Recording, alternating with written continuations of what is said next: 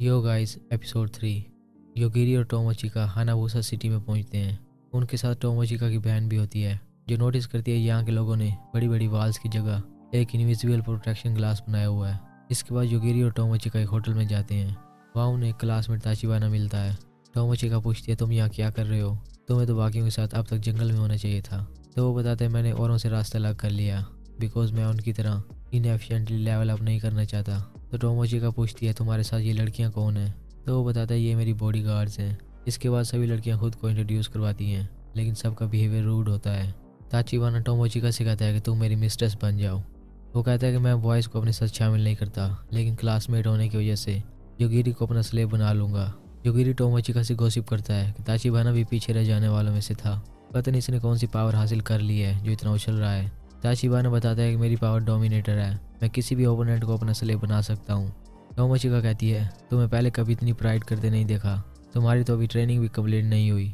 तो ताचिबाना बताता है कि फर्स्ट मिशन कंप्लीट करने के बाद हमने एक विक्ट्री पार्टी अरेंज की जहाँ हातोरू जिसके पास काउंसलिंग स्किल्स थी वो ताचिबाना से कहता है कि डोमिनेटर होने की वजह से सब तुम्हें अवॉइड कर रहे हैं और अगर हमारी क्लास में से कोई भी सही न बन पाया तो सबको लाइफ स्टॉक बना दिया जाएगा।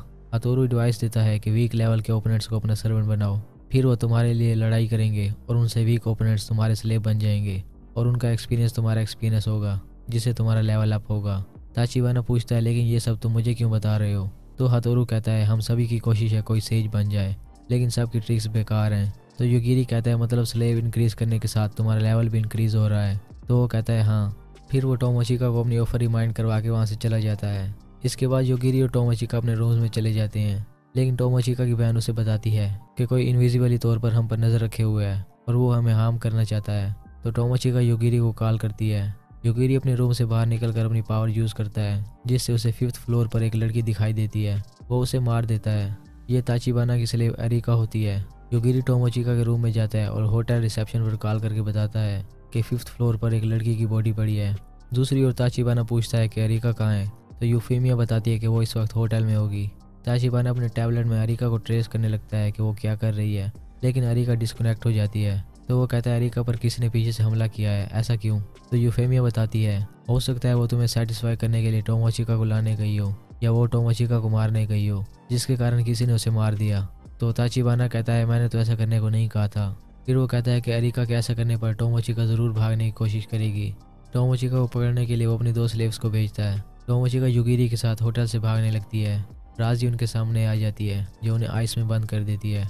योगिरी आइस को डेड करके बाहर निकल आता है तो अपने वांड से और ज़्यादा आइस करने लगती है। तो योगिरी उसके वांड को मार देता है और कहता है मैं किसी को भी मार सकता हूँ तो कुछ भी करने से पहले सोच लो। फिर राजी बताती है कि ताचिबाना ने हमें भेजा है। तभी बहुत सी डॉल्स अपेयर होती हैं जो योगिरी और टोमोचिका पर हमला करने वाली होती हैं। ये उस स्लेव की तरफ से होती हैं जिसे डॉल्स का शौक होता है। राजी अपना एक और वांड निकालती है लेकिन योगिरी उसे मार देता है। इसके बाद सभी डॉल्स उन पर हमला करती हैं और योगिरी उन्हें भी मार देता है। फिर वो सीढ़ियों के पास जाते हैं जहाँ चेल्सी मौजूद होती है। वो उनसे रिक्वेस्ट करती है मेरे साथ कुछ ऐसा वैसा ना करना और वो उनके आगे सरेंडर कर देती है। ताचिबाना अपनी 2 स्लेव्स को बताता है कि राजी मर गई है और चेल्सी ने गिव अप कर दिया है। फिर वो बहुत सी मधुमक्खियों को अपने कंट्रोल में करके योगिरी और टोमोचिका को घेर लेता है और कहता है कि अब ये सभी मधुमक्खियों को नहीं मार पाएगा।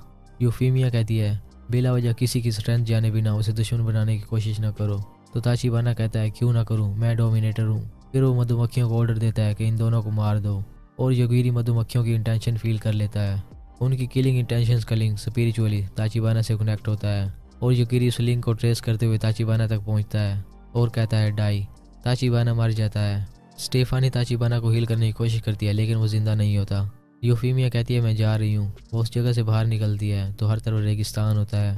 वो पीछे देखती है जहाँ डार्कनेस सिटी पर हमला करने जा रही होती है। लाइन उसे देखकर पूछती है तुम यहाँ कैसे आ गई हो, तुम तो डार्कनेस के अटैक से सर्वाइव नहीं कर सकती। फिर लाइन उसे ड्रैकुला दांतों से काट लेती है कि मेरी फॉलोअर बन जाओ और मुझे सब कुछ बताओ जो तुम्हें पता है। दूसरी ओर शहर में हर तरफ ज़ॉम्बीज आ जाते हैं और एक ज़ॉम्बी टाइप दिखने वाला अनाउंस करता है कि ज़ॉम्बी पार्टी शुरू हो गई है, जिस किसी के साथ तुम सर्वाइव करना चाहो कर सकते हो। बस यही था आज का एपिसोड।